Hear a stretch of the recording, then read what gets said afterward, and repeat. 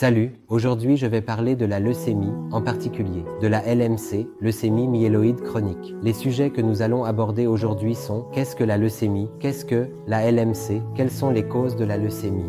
Quels sont les symptômes de la leucémie? Options de traitement disponibles pour la LMC et quel hôpital choisir pour la gestion et le traitement de la LMC. La LMC, ou leucémie myéloïde chronique, est également appelée leucémie myélogène chronique.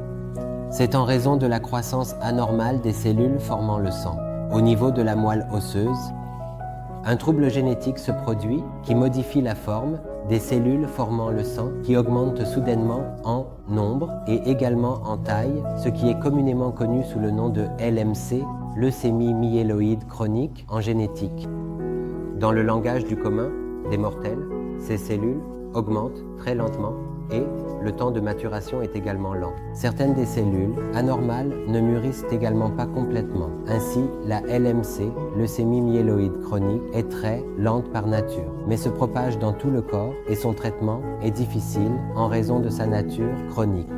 Ces cellules anormales augmentent en nombre et en taille, elles se déversent dans les vaisseaux sanguins et, avec les vaisseaux sanguins, elles pénètrent dans différents organes, en particulier dans la rate, affectant ainsi le fonctionnement normal du corps humain.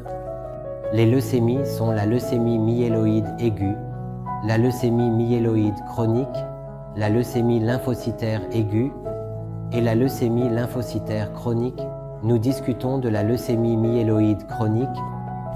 Quelles sont les causes de la leucémie? Il n'y a pas de raisons spécifiques qui ont été attribuées à la formation de la leucémie, mais en général, des mutations génétiques et des facteurs environnementaux ont été attribués. À la croissance anormale des cellules sanguines, au niveau du plasma, l'ADN est altéré, il y a une mutation génétique, ce qui entraîne une altération des cellules formant le sang, ce que l'on appelle généralement la leucémie.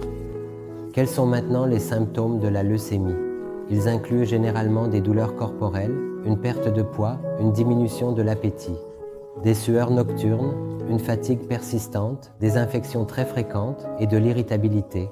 Ce sont les symptômes non spécifiques courants et la fièvre non diagnostiquée qui est très fréquente comme premier signe de la leucémie.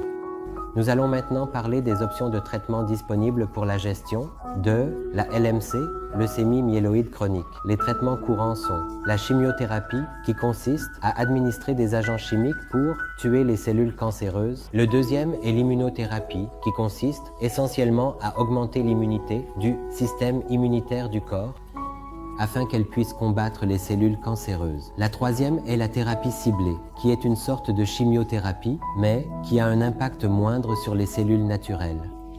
Ainsi, moins d'effets secondaires. Enfin, c'est la transplantation de moelle osseuse, également appelée transplantation de cellules souches, dans lequel les cellules cancéreuses sont radicalement détruites par des médicaments puissants, puis remplacées par des cellules naturelles, des cellules normales, prélevées sur le corps du patient ou sur celui d'un de ses proches, afin qu'elles commencent ensuite à former de nouvelles cellules naturelles directement au niveau du plasma. Cette procédure est très radicale et est appelée transplantation de cellules souches ou transplantation de moelle osseuse.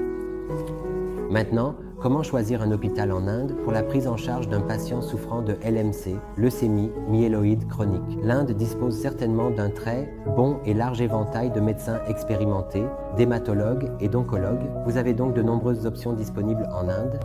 Mais certains des facteurs importants que vous devriez prendre en considération sont l'accréditation de l'hôpital, l'expérience de l'équipe médicale, de l'équipe d'hématologie, quel a été le taux de réussite, quelle est l'infrastructure et les installations de diagnostic à l'hôpital, car cela est très important.